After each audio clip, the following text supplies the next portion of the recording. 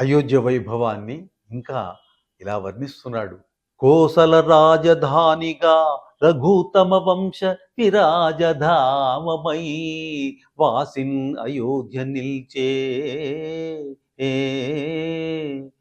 పసిబాలుడవై జనించితి స్థలిన్ బాసిలు నీదు మందిరము, బాసిలు నీదు మందిరము, బాలక రామ ప్రతిష్ఠ, బాలక రామ ప్రతిష్ఠ, నేటి విన్యాసము అయోధ్యధామ, భవనాశక జానకి రామ, మృకెదన్ మృకెదన్.